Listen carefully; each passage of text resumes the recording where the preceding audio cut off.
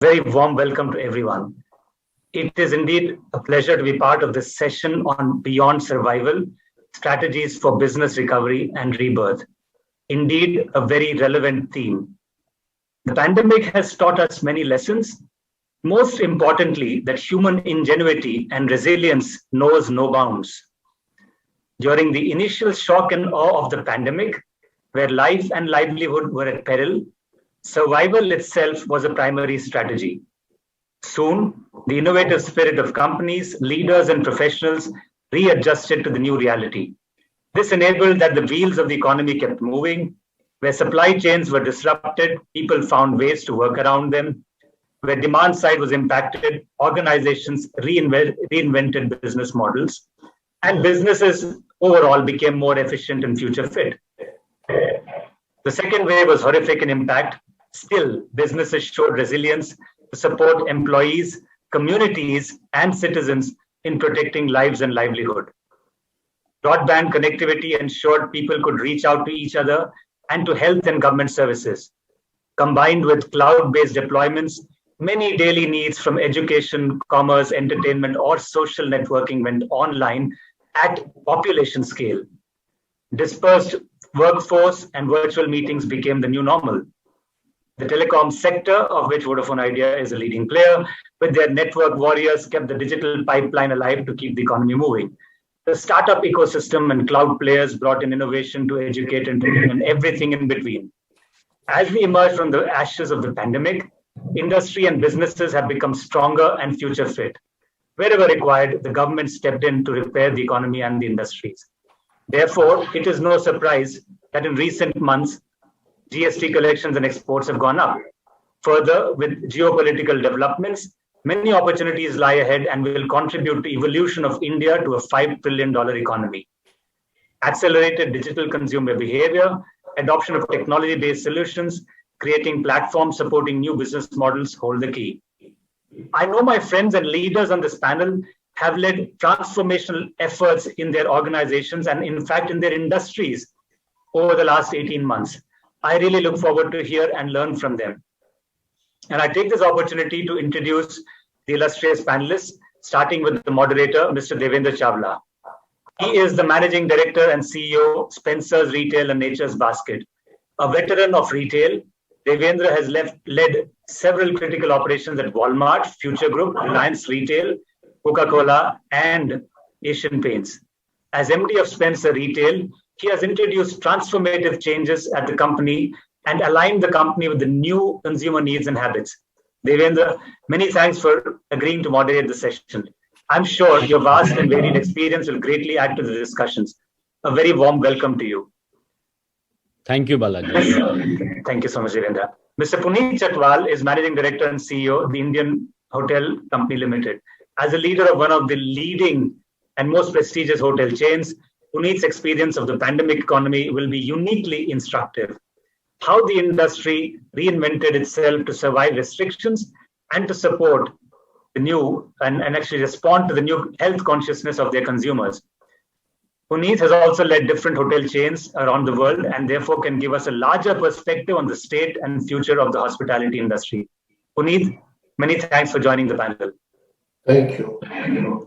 Mr. Rajesh Magow is co-founder and group CEO, MakeMyTrip Limited, a pioneer in the online ticketing industry on both on airport and hotel reservations and India and overseas.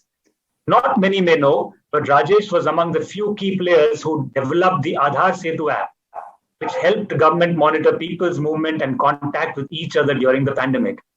Rajesh will share with us how the travel industry has coped with the pandemic and how it works with the governments across the world in reshaping travel. Rajesh, really a pleasure to have you on this panel. Yeah. And lastly, my privilege to thank the illustrious Mr. Rajeev Talwar on joining the panel. He is advisor DLF Group and Chairman NAREDCO and has seamlessly stepped from the public sector into the private sector. A former IAS officer, well remembered for running ITDC successfully, Rajeev not only has his finger on the pulse of the hospitality and tourism industry, but also had top-down view of the reality sector in the country. We look forward to hearing his account of the challenges and transformation in the real estate sector. Rajeev, a very warm welcome to you. Thank you. With that, ladies and gentlemen, it is my pleasure to hand over the session to Devendra to moderate the entire session. Thank you so much, Balaji.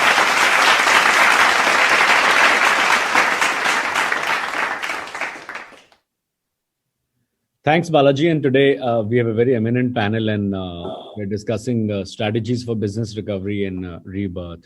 And I think Balaji said the context very well, but I'll just like to add that last 18 months have been very testing times for people as well as for all businesses. And we've been always talking from the last 1 decade about VUCA moments, but never did we know that we'll experience such a massive VUCA moment, which the pandemic brought. And hopefully it's a once in a lifetime, once in a century moment.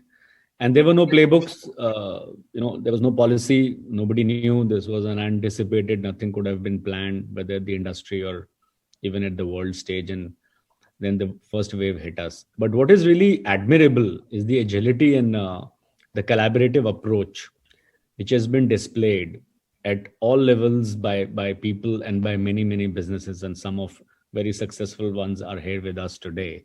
And the lockdown and reopening through the last 18 months have kept business on the edge with this, opening and lockdown and opening.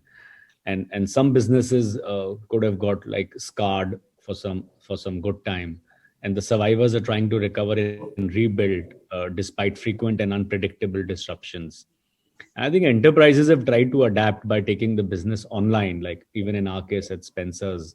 We've had a business now, a vertical called Out of Store, where the delivery business, whether it's online through WhatsApp, chatbot, e-commerce has gone up multiple times. And I'm sure like us, all the players have had to tweak their supply chains and prioritize cash flows over growth. And many have capitalized on the pandemic-driven demand and pivoted to new revenue sources. However, as we speak, doubts remain about sustainability of the new operating methods and revenues. Is it here to stay? Will we go back? And the threat of further COVID surges, though with the record every day 1 crore plus vaccinations give a lot of comfort, but still at the back of everybody's head, this third wave, will it come or not? I think also continues that business decisions and volatility in several external factors, the challenges remain, and leaders must come up with strategies to save, transform, and grow the business amid this radical uncertainty. So several questions which comes to our mind, like how can enterprises make the digital pivot permanent and turn it into a competitive advantage, especially for the legacy companies? What kind of new business models are more appropriate for the post-vaccinated economy? And what can business leaders do to align business strategy and the rapidly changing scenario and the technological disruption of industry? So let me start by asking each one of our panelists. Let me start with you, Puneet. Puneet, how's the pace of revival in the hotel industry, and how's the growth looking like in near term? And do you see any significant shift in consumer behavior when it comes to exploration of hotels by vacation travels or travelers on office work? And I'll make a personal disclosure. As we speak, I'm staying at the Taj of the hotels in Puneet's chain. Over to you, Puneet. Thank you, Devendra. I think let me try to tie in with what you just now said, and also by Balaji. I think resilience, as Balaji said, is the key word for the last 18 months, which in his words also led to survival and enabled the industry to press the reset button. And if I may add to what you said, Devendra, I would call it the ABC of survival. Is you use the word agility and collaboration. I would just add a B in between, calling it bold decision making, which was really led by leadership in such circumstances, really by intuition, experience, feeling, whatever way one would want to describe intuition. So I think the key learning, all of us went to good business schools and other schools. We were never taught how to deal with a zero revenue business. You've been imposed with a lockdown. So let's say 22nd of March, 2020, with the Janta curfew, 24th of March, the lockdown, April, May, you started with a zero revenue base, or maybe some green shoots there.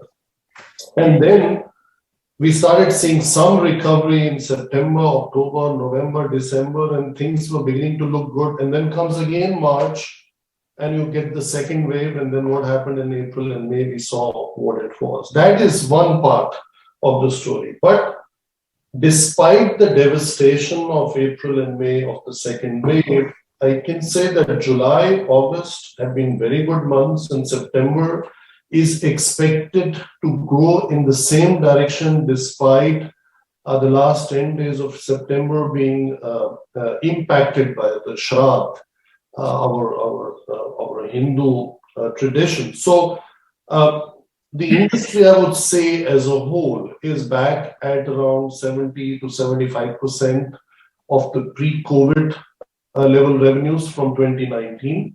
Leisure is definitely doing even more than 100 in most of the destinations. I think Goa is one of those. For us, Taj in Rishikesh or in Shimla, in Theog, or Corbett, many destinations, including, I think there was a recent announcement in Udaipur has had one of the best years in the last 10 years in terms of room nights, that those trends have been good. Having said that, that's on the leisure side. The corporate travel is limited. It has started. It is a direct correlation with the amount of vaccination and the speed of vaccination. And I think there's still some recovery is needed strongly in the metros of Delhi, Mumbai, Bangalore, Kolkata. And once that happens, because of the volume of business, especially for large operators like ourselves, I think we could easily go back higher than the pre-COVID level of revenue because the leisure part has been very strong. So I believe personally in the resilience of the sector. It is one of the most fascinating sectors.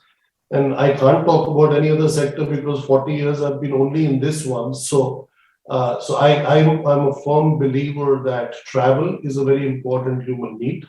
And the people have demonstrated whether they change their behavior, because that's another part of your question, how the consumer behavior has changed.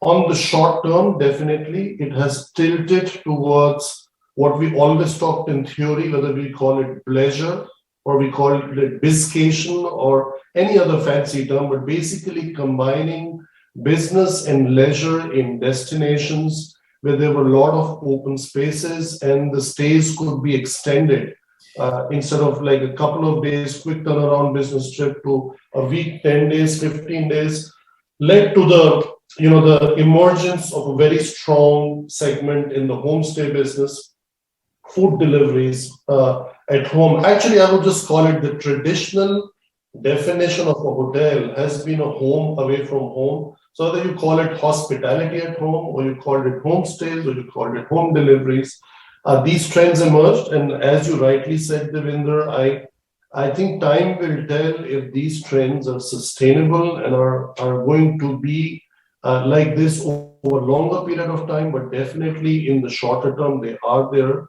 And we also took advantage as an organization of this situation, or we tried to turn that adversity into an opportunity by launching our human home delivery model or our AIMA homestays. And definitely the Taj resorts are second to none and in the best parts of the country.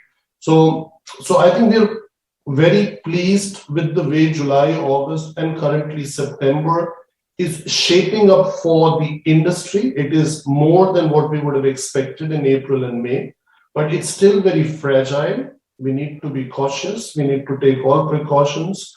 And although hope is not the best strategy, we still have to hope that the third wave doesn't come. And if it comes, it is less devastating. And then I have no doubt in my mind that the sector will be back stronger than ever before. Well, thanks, Puneet. Thanks. And I must congratulate you and your team, and the comfort that brand Taj brings even right now. I checked in yesterday, and the comfort, the sanitization, you feel really, really safe. So I love that word you said, home away from home.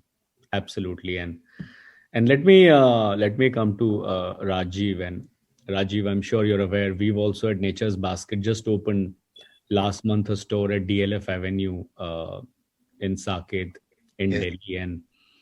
And your sector seems to be recently, at least now, on fire. I saw a report that one of your counterparts, Godrej Properties, has done some record booking in Noida, and I think the whole sector is looking up to, at least probably after a 10-year cycle. So how's the revival in growth trends looking like for the real estate players? And I would also want you to touch upon if there are any changes you are seeing in consumer behavior in terms of ownership. And I know we've been hearing that people are working from home, so they need a room more, and maybe moving to a flat size a little bigger than. And what does business need to do in real estate to make the shift? Rajiv, would love to hear your views. Over to you. I think let's start with the basic, that what does business need to do? I think you need to have a good track record, because the sector has been beset by problems, as you would very well know. Everyone in all over India Inc. would know. So you do need to create a record. You do need to have timely deliveries. You do need to adopt technology and digitization to the extent of even reporting online on the progress of projects, because that's been a great, mix of confidence, trust deficit. So I think we need to adopt technology and digitization in a very big way. But coming to India, I think the biggest strength that we have is something now that this is one of the largest unified markets on the globe. I think that's something which is being seen in every sector, that there is a demand revival here. The government is totally willing. Number of steps being taken by every ministry. I was very pleasantly surprised that besides the interest rates coming down, the RBI keeping a track on a day-to-day basis, the Ministry of Finance, kind of having excellent reactions to what is required, whether it's the tax rates, whether it's also retro taxes, whatever is required to be done. And what Puneet may have also alluded to in a way, and what home deliveries and retail like Spencer's are now accounting for, or Modern Bazaars or retail, Reliance Retail, that yes, there has been an improvement in infrastructure and law and order in this country.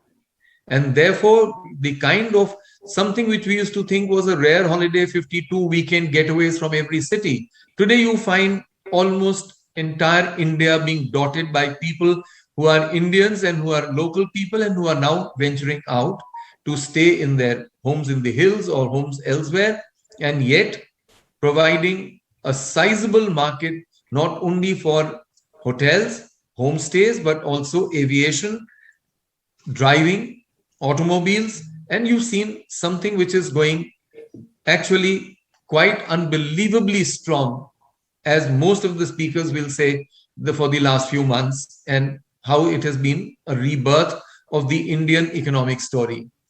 I would only say, from the point of view of real estate, yes, you need to have a good name. You can make a large number of bookings, and then you need to get your engine for execution into place. There's therefore very good room for technology to come in, for engineers to come in, for marketing to come in and take the low-hanging fruit. For example, even homes and floors. Like you said, people require one extra room. Yes, they require connectivity. They need an OFC cable network. They need pipe gas. They need electricity and water. And hence, bookings on a new thing, which was something which we had said that, okay, will we do floors? There's been a tremendous amount of demand, not only for floors, which is, make a plot, make 4 floors on that, provide them all the facilities. And there's been a sellout on that. But similarly, on the highest range also, which means that there is confidence growing in business, that even things like what we call camellias, which is the highest point, not to miss out on things like Crest or Ultima, Primus, Skycourt. Those are projects, and these are selling all over. So there is a revival. I think we need that, yes, people should build up a name. People should provide confidence. And to that extent, The Real Estate Regulation Act has been a great shot in the arm. It's a great confidence booster. And there have been, not only in residential, but like you said, you've opened a new place in DLF Saket. I was quite surprised this Sunday going to the same mall as you're talking about, and I'm sure it's the same all over the country, that there's a restaurant and a commons food court. Believe me, there was a waiting list outside that. And I was quite surprised that on the one hand, people said, are they going there?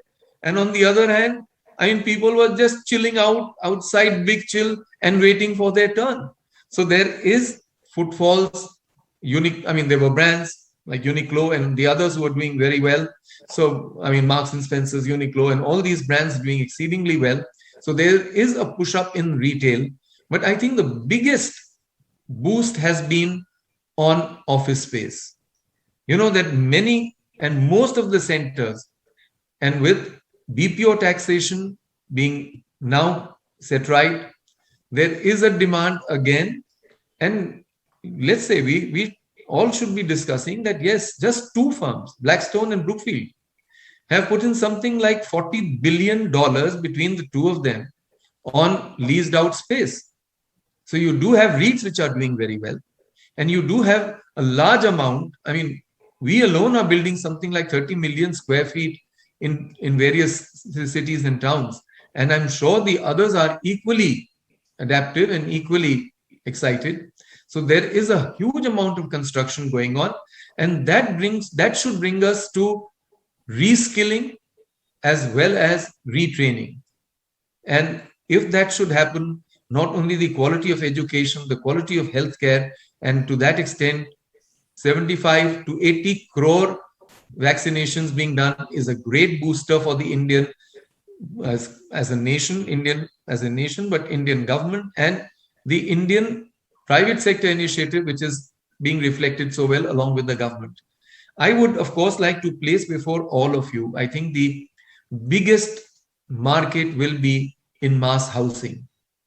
Why to talk only of the Prime Minister's Awas Yojana, which is 300 square feet, whether it is millennials who are setting up their new families, looking out for new jobs, 1 bedroom, 1 kitchen and 1 hall is something which should be made, not only the 1 crore, 13 lakh houses which have been made under the leadership of Mr. Hardeep Puri for the last 4 years, but I think under the Prime Minister's program, we need to go into something like 5 to 6 crore homes. Every railway junction is a town, which is populated by ground floor or maximum ground plus 1. I think if you look at the examples of Mumbai, Delhi, and other big metros, we need to make 8 to 10 story buildings there, just 300 square feet, and give them on rent. This is affordable housing, even if it is. And I'm just giving you the mathematics for 1 crore, 12 lakh homes which have already been seeded and been made by the government of India. At 50 rupees per day, you will get something like 20,440 crores worth of rent. And that is the way forward, that yes, along with electricity, water, you would be excluding theft. You would make it affordable, pipe gas, OFC network. Your digital payment and your digital initiative would take result. You would have much better recovery on utilities. It will be much easier for them to have education and health and transport clusters. So this is probably the need and the big way going forward, that we should be making 5 to 6 crore homes so that tomorrow there is no need for slums or unauthorized colonies. At 50 rupees per day, you'd be able to get a home which is clean, good. And the problem which we saw in the first lockdown, something called migrants and migration. Anyone who has a pakka house, I don't think would like to leave. It would be a great confidence and an emotion booster and security booster for women and for girls who are studying and working. So I think this country really is on the upside, whether it is warehousing, whether it is steel structures which are coming into new technology, whether it is data centers, whether it's infrastructure, food processing, and ordering of food, as no one would, but Devendra would know the best, that what a revolution has taken place. And who else? Even Balaji with Vodafone India, Jio, Airtel. I'm sure that just the OFC network will make such a big difference to this country, as we have seen in the last 1.5 years. I think innovation, digitization, and just not setting now 5 trillion. Please set your sights at 15 to 20 trillion and let go of this country. I think let's make this is a breakthrough time. Let's allow, even in environment ministry, you'd be surprised, something which I've been following up in the government and the private sector for the last 3 decades and more. The ministry was saying that, look here, we'll just put all what is required to be put into a building and to be put into infrastructure on the net. Provide it yourself, we'll check it out later while you're making those buildings. So I think there's a big mindset change which is coming in, and let's take advantage of that. I just feel I was a mighty younger to enjoy a much better future in India, which I'm sure is coming our way, and there were those of the coming generations. Thank you very much. Well, thanks, Rajiv. Thanks. And I think how wonderful to set the target, the dreams of the country from 5 trillion to 15. I think very well said. And I think on the lines you said, a couple of states like Maharashtra and yesterday even Karnataka has been reducing some taxes on flats below 45 lakhs so that it becomes a little more affordable. So I'm sure the revival is there on the cards. Fantastic. Plus, including bank interest rates are going down. Oh yes, record low. Yeah. I saw yesterday when HDFC reduced even interest rate on housing to some 6.7 or 6.8. So absolutely, I think all inputs are helping for revival of housing. So let me come to you now, Rajesh. One of the most talked about industry also has been travel, the one which got impacted probably the most in the pandemic. How do you see it evolving? How do you see the opening up after the wave 2? And give us a sense of the pace of the revival, and how do you see the businesses depending on tourism, what all shifts they are making to adapt to this so-called new normal or going back to normal? Over to you. Sure. Thanks, Devendra. Yeah, you're absolutely right, Devendra. Yes, travel and tourism, I think along with maybe hospitality, even retail to an extent, was very badly disrupted. I mean, and overall travel was probably the worst sort of impacted sector that we've all seen for the last now, and we've been grappling with it for the last 18 months. And like Puneet was pointing out, it's been a bit of a roller coaster. It'll open up a bit, then it'll shut immediately, and then the second wave happened, and then now it's sort of started to revive again. And we've gone through this. So one way of looking at this is, and maybe from our point of view, given that we are in the business for about 2 decades now, so it's not that we hadn't really seen the down cycles before. And across the tourism industry or the hospitality industry, they've seen many down cycles before, but this one clearly was, a mega down cycle, if you will, right? And it's still continuing in many ways.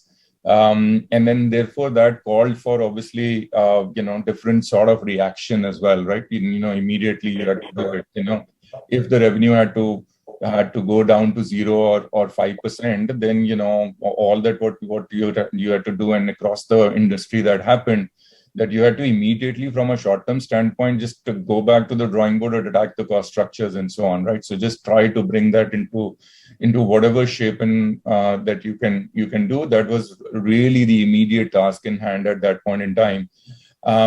And then I guess, just to make sure that you don't end up, and I guess that was the learning from the past, don't end up being very, very short-term and tactical about it. And, you didn't really want to lose the sight of the long-term opportunity as well.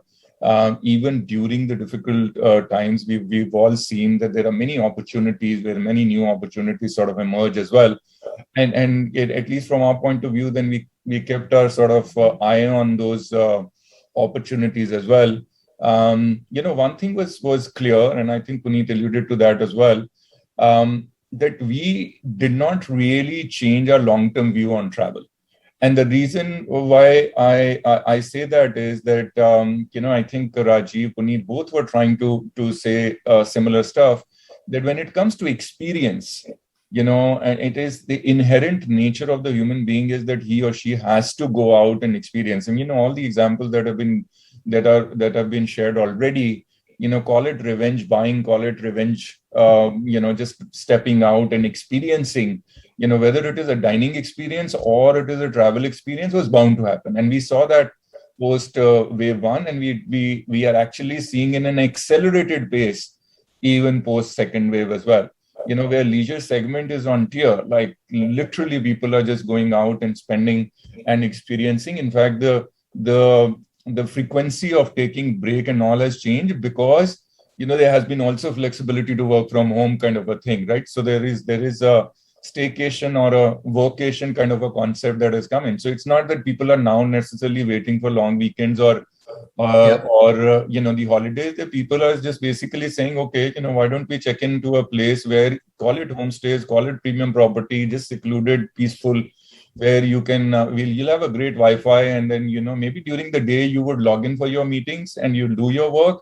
Maybe towards the end of the day or in the evening, and maybe over the weekend, that you will just have some relaxed time there. So some of these trends are really changing, which is very encouraging. And the industry now seems to be, and again I say this with fingers and toes crossed, really, because yes, the trajectory is really good, but we don't really need to do the same thing, a repeat of what happened post wave one, right? Which is, we went out and we lowered the guard, we did not follow the protocols and so on.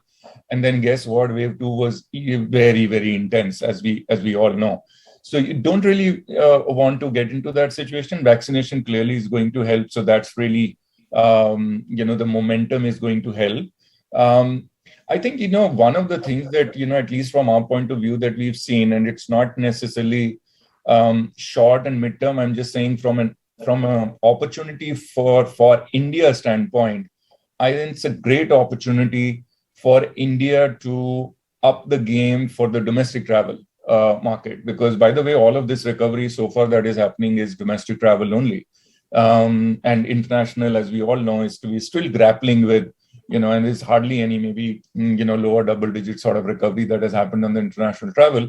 And because of the reasons that are more macro, bilateral arrangements and so on and so forth, it's that much complex. But if there was one opportunity that was there for businesses as well as for the country on the travel and tourism side, we believe that, it is going to be now or never sort of an opportunity to up the game on domestic travel and tourism industry. And for that, you have to do a lot of stuff, all stakeholders coming together.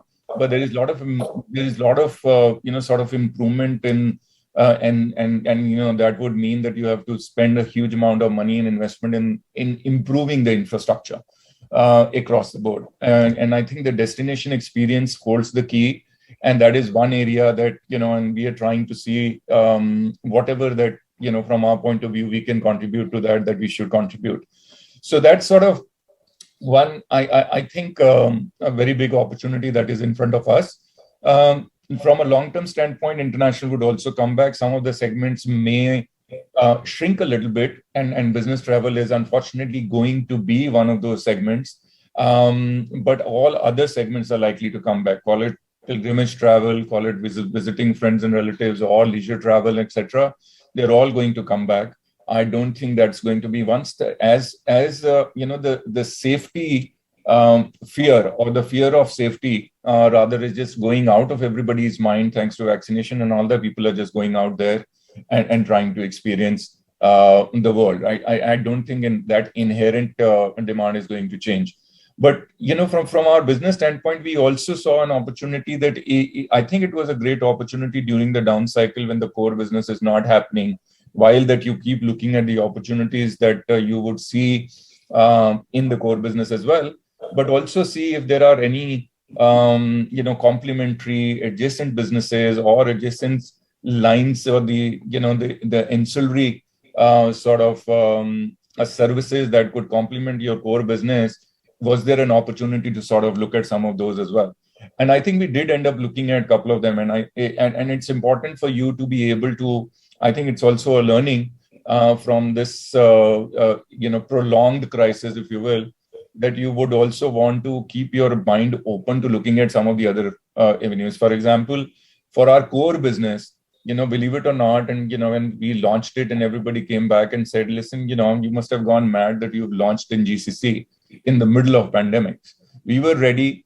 Our product was ready. And we said, it doesn't really matter because on an online launch is not necessarily a mega physical launch, right? So you can just go out there and start testing the product and then, how the product is being experienced and get that feedback and actually, keep refining your product. Similarly, we ended up actually building a platform called Trip Money, which is our mini fintech platform. We started with travel loans actually pre-pandemic. Now we've expanded the insurance business there, and we are planning to get Forex, etc. as well. So, and similarly, we ended up building a third-party advertisement platform as well. So the point I'm trying to drive home is that for the businesses, while you are busy dealing with the crisis on one hand, on the other hand, please always keep looking out for opportunities that could be from a long-term standpoint sustainable. Because you willy-nilly, you will have to do tactical stuff, reactionary to deal with the crisis immediately. You can't not do it because otherwise you won't survive. But if you have to not only revive, but also thrive post the crisis, then you have to think long-term and then you have to keep looking at some of those opportunities as well.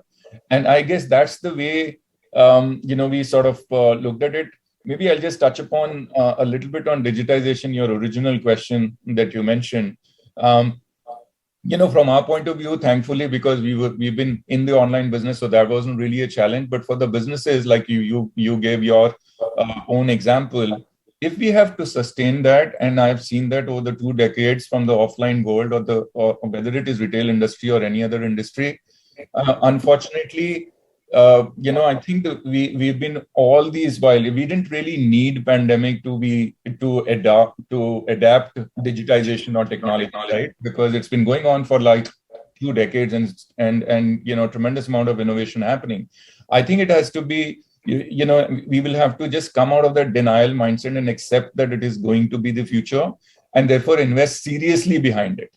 Otherwise, if we stay in that jugaad mentality, and say that, okay, I will deal with it, now, but, guess what?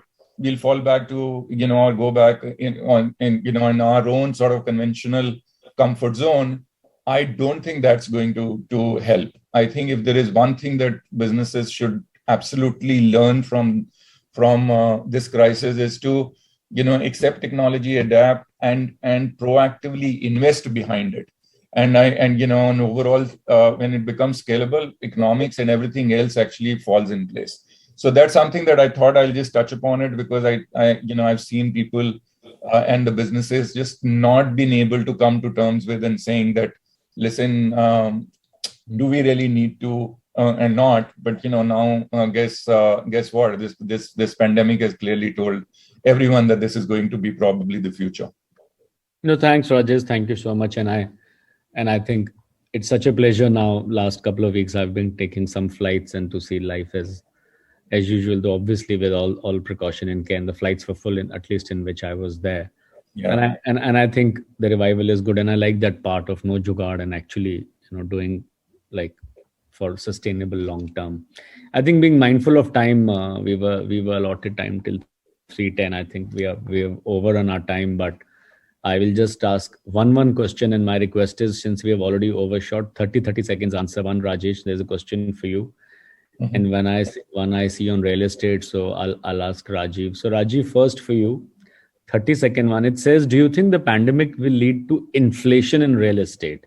This is a question from Mohammed Sajid Ali. Do you want to take that, Rajeev? Short one. I don't think it will lead to inflation. In fact, I think if we are able to do volumes, and especially, like you said, at the bottom of the pyramid, if people do well and large amount of construction takes place, then every kind of housing right till the tip of the pyramid will expand. And once supply expands, I'm sure that is the best way of keeping all rates down and moderate. I think that is something which, like Rajesh said, let's adopt digitization, let's adopt technology. I think those need to kick in very fast, and volumes need to kick in very fast. This is one of the largest markets in the world which is underserved till now. The government is totally on the ball, and I think we should make use of that. That all ministers wish to do best that they can. So I don't think inflation in real estate, yes, supply of cement and material should also go up. And if that happens, I don't think then prices will really shoot through the roof. Thanks, Rajiv. Thanks. And a quick one for you, Rajesh. Again, please take it in 30 seconds. Since you were involved in the app, there's a question which says, what is the future role of surveillance apps like Arogya Setu in helping the travel and hospitality companies? Do you want to? Yeah, so very quickly. Absolutely. Sure. It actually can help. It's already helping, by the way, not only Arogya Setu, but also CoWIN. Subsequently, where you have all this data around the vaccination as well as the contact tracing, right? So Arogya Setu was contact tracing, and CoWIN was about all about vaccination.